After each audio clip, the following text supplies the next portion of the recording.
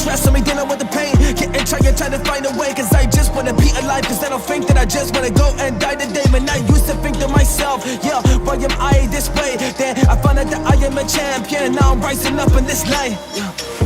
I'm a champion, I'm a Bryce, but I'm never gonna give up. I don't care about the path, but the hiccups, I'ma get through now. Hello there guys, welcome to Dino's Vault and welcome to my quick fire overview and comparo video of the Dominar 250 versus the Dominar 400. Now, does the 250 come across as a supreme value for money proposition that the Dominar 400 has always been, and does it have what it takes to get noticed in this heavily crowded 250cc naked bike segment with the new Duke 250 BS6 and the Husqvarna motorcycles entering the game? Let's find out. Now, design wise, both the bikes look absolutely identical. In fact, when you park both the bikes side by side, you'll have a really tough time figuring out which is which.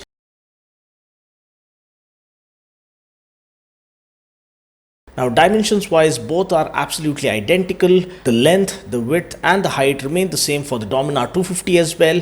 The wheelbase remains the same at 1453 mm. Ground clearance remains the same at 157 mm. Tank capacity is 13 liters. I wish it was slightly more to offer better tank range.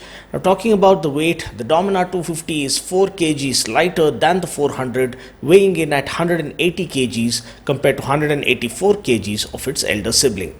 Talking about the chassis and suspension, we get a beam type perimeter frame that forms the chassis structure. This offers superb stability and balance and rigidity. It offers superior handling characteristics as well, but unfortunately we don't get the aluminium swing arm that the Dominar 400 gets. Instead, we get a box section swing arm for the Dominar 250, which is kind of a letdown. Now, another letdown is the USD forks department. We get chunky 43mm USD forks for the Dominar 400. For the Dominar 250, we continue to get the USD forks, but unfortunately these are 37mm diameter ones, so the front end feel might not be as sure-footed or as confidence inspiring as the 43mm USD forks of the Dominar 400. Talking about the brakes, again for the Dominar 250 we only get a 300mm front disc when compared to the massive 320mm front disc that the Dominar 400 gets. At the back, however, both the bikes get a 230mm disc. Now, the larger 320mm front disc on the Dominar 400 is sure to offer better bite and feedback when compared to the 300mm disc on the Dominar 250. Now, talking about the tires, we get radial tires at both ends for the Dominar 400 with a super fat 150 section rear tire. However, for the Dominar 250, we get regular Euro grip tires with a 130 section rear tire, which is slightly disappointing. Now, just like the Dominar 400, the Dominar 250 also gets a slipper clutch which acts like a back torque limiter, so it prevents the rear wheel from locking and hopping when you do faster downshifts.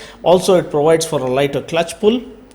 We do get the dual display speedo console for the Dominar 250 as well, but here we do not get a gear position indicator for the Dominar 250, which is available for the Dominar 400. Another important inclusion for the Dominar 250 is the side stand. We get the same premium quality side stand which can take on more payload that's available for the Dominar 400. We get the similar stand for the Dominar 250 as well, which is a good inclusion. Also, you get bungee cords underneath the rear seat to hook on your bags and baggages when you choose to go touring on this machine. Now, talking about the engine specs, this is another striking difference between the Dominar 250 and the 400. Now, powering the Dominar 250 is a single cylinder liquid cooled fuel injected 4-valve 248.77cc BS6 engine, which puts out 27 PS of max power at 8,500 RPM and 23.5 Newton meters of max torque at 6,500 RPM. We get a 6-speed gearbox. The most important point to note here is that the Dominar 400 comes with triple spark plug tech, whereas the 250 comes with twin spark technology. So the advantage of having triple spark plugs is that it results in 27% faster combustion than twin spark plugs and 50% faster combustion compared to a single spark plug. So the optimized combustion efficiency courtesy of the triple spark plug setup results in more power and better fuel economy. Just like the Dominar 400, the Dominar 250 gets a 4-valve engine which allows the engine to breathe easy even at higher RPMs, and we do get liquid cooling as well to keep a check on the engine temperature. Now, the price of the Dominar 400 is 1,90,000, whereas Dominar 250 is available at 1,60,000, both the prices being ex-showroom. In my opinion, the Dominar 400 is a completely no compromise option and is still a very potent touring machine and offers the best bang for your hard-earned buck.